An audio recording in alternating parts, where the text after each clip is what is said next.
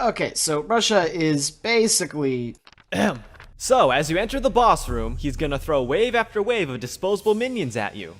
And you must answer in kind? What? Send the weaker players first. Good rule of thumb. If a player asks you for gold 2 seconds after meeting you, front lines. Ha! Serves them right. If they hijack conversations to rant about their political views, front lines. Oh, shit. If they ask female players for pics of their boobs, front lines. Oh, bullshit! That's discrimination! Boo! And that about does it for this overview. Thank you guys so much for watching. Hope to see you guys next time. I'm kidding. But yeah, no, Russia is kind of like that. So here's their flag. It's one of the easier flags to create because it's just, 3 stripes. Let's get into Russia's unique mechanics. Russia should be a pretty quick civilization. There's not too many unique things about them. So Russia's primary unique mechanic is batch training. So batch training allows you to train in whole batches of units rather than one at a time up to 5. And this is both a good and a bad thing. I personally view it as more of a negative. Basically, on one hand, you can get a whole batch of 5 musketeers for pretty cheap, and a whole batch of 5 halberdiers, and so on. You can get a whole batch of 10 strelets, which is fantastic. You also get... Like having a 10-unit pop is fantastic, and also you get settlers and pops of 3 as well, and they train a little faster and are a little cheaper than 3 separate settlers, so it's pretty decent in that regard.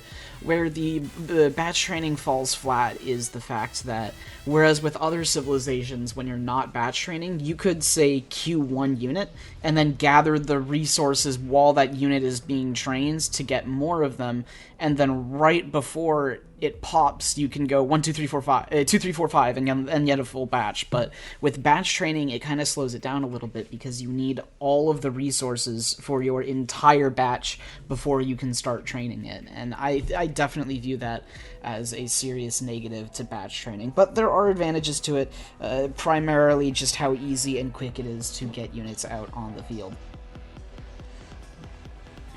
Russia also has blockhouses, which are somewhat similar to war huts, but better.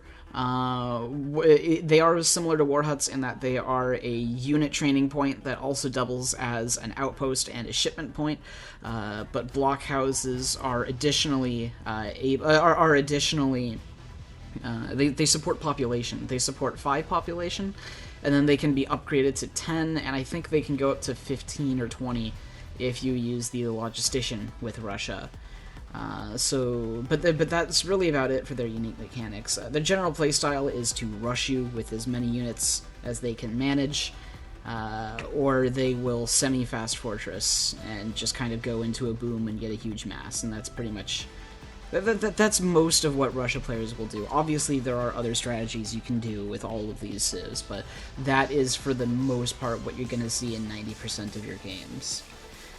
As for their age-up system, they have politicians, they're European, it's the basic bitch age-up system where you just get the bonus and then you move on like it never happened. They have the Explorer, the most basic of all the heroes. He gets a crack shot, that's basically about it. As for unique units, they only have 3 technically, but really most of their units are unique, if only just because they have slightly different base stats. The Russian Musketeer has the same portrait and name as normal Musketeers, but they have lower stats. Pretty much how it works is when your units research their veterancy upgrade, they become the equivalent of other civs colonials. So Russia's veteran musketeers have the same stats as Age 2 musketeers from Great Britain, for example. And as such, it really makes Russia struggle in the unit quality, and they really have to make up for it for the unit quantity, because they can mass very, very fast, very, very hard, because of how cheap all their units are in exchange for this. But they do have 3 unique units, only to them. The first is the Cossack. They're a replacement for the Hussar. The Cossack is a 1 population cavalry unit. Just like Uhlans, not just like Uhlans, just like Reuters are 1 population dragoons, these guys are 1 population hussars that pack a very, very hefty punch for 1 population, and when these guys are massed, they are an absolute terror. I would It is almost as terrifying as a giant mass of chinos. It really, really is. So Cossacks are something you have to be wary of, and all of Russia's unique units are their best units, just straight up across the board. Their second unique unit is the Opry, the Opranshnik. The Opry is another heavy cavalry unit, but it is not made for combat. It has low HP, it has low attack.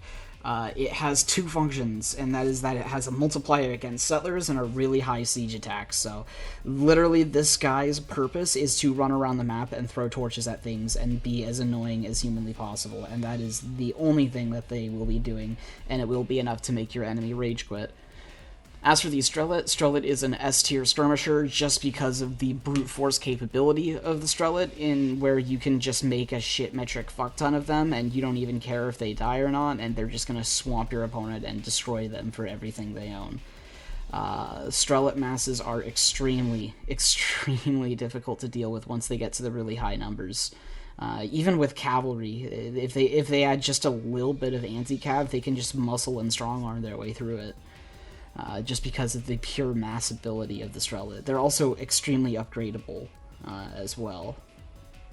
So for their primary unit compositions, you'll notice that it is something a little similar, and that is because most Russia players that I see in most of my games will make one units. They will go all Strelets, or they will go all Musketeers, or they will go all Cossacks, and they'll kind of flip-flop throughout the game, and maybe have a couple different units here and there. But they really like to spam a ton of Strelets and then maybe ship a couple Cossacks, or they'll spam a ton of Musketeers and then maybe add in a couple Strelets, or they'll spam a ton of Cossacks and then they won't do anything else.